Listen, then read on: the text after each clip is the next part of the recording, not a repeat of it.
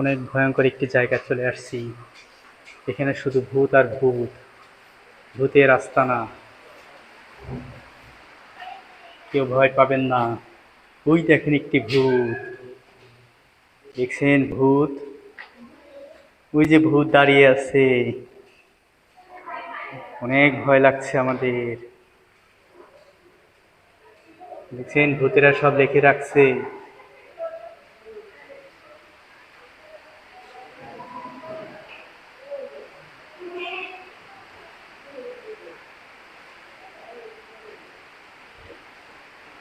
আপনাদের ভয় লাগছে?